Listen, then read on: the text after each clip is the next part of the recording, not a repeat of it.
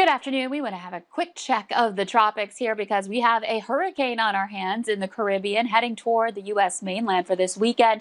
It's a Category 1 storm, Hurricane Isaias, now a 75-mile-per-hour wind gust reported with that. That's actually weakened since earlier this morning, just 1 mile per hour over the threshold for a hurricane. Moving to the northwest at 16 miles per hour. It's currently centered over parts of the Bahamas. It will be raking right through the Bahamas here over the next 24 hours, approaching the peninsula of Florida there as we head toward tomorrow morning. And it may, the center of circulation may not make landfall along Florida. The impacts of it will certainly be felt. Some heavy rain, some wind gusts associated with it too. And if it misses Florida, it may get the Carolinas, at least the center of circulation, but all of the southeastern U.S. coast looking to be impacted by this storm at this point in time. Here's a look at the latest. A little far away from the radar sites right now, but you can see that there's a lot of cloud cover associated with this storm as it's over the Bahamas. And again, it's heading toward the southeast coast this weekend.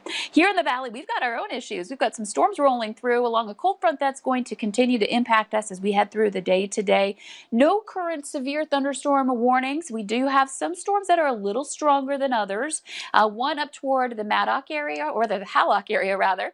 You can see a lot of lightning associated with it as it's passing over the Red River. And then just scrolling down, you can see some cells along the Red River there south of Oslo. Grand Forks, you're about to see these move in. I'll put this into motion for you to show you the development and the movement. So they're poised to hit you, hitting the Manville area right now, and will continue to drift to the south and east. Also Northwood, north of town, you're probably seeing and hearing a lot of lightning and thunder. And then back down into southern parts of Nelson County, northern Griggs, and Steele County, a stronger storm there that we've been watching for some small hail and some wind gusts associated with it too. So these are looking a little more robust. We'll expand the view here to show you that the motion on these again. They're moving to the south and east, so heading toward Grand Forks, and will continue to make their way south and east as we head into the rest of the afternoon. Taking a quick look at your storm tracks. Radar is indicating there may be some hail within a couple of these storms here, especially on the leading line of it,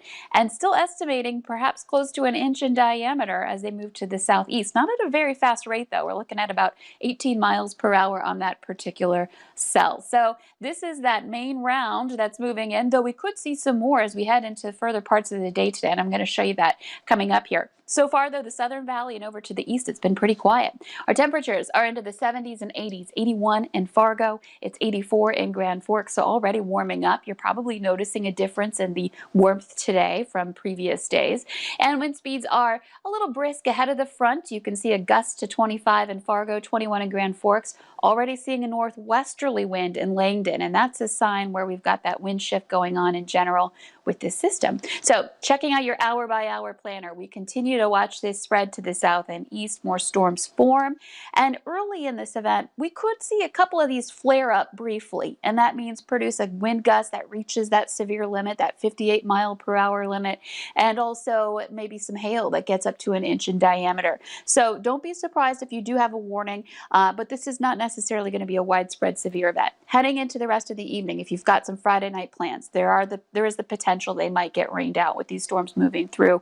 And as we head into the overnight hours, these will continue moving eastward. Gradually into tomorrow morning, we'll see the rain clear, and then the clouds will clear, and we'll end up with a pretty nice day. So we have been upgraded to a marginal risk in most of the valley in that deeper green area, simply because a couple of these storms might get a little stronger here for today.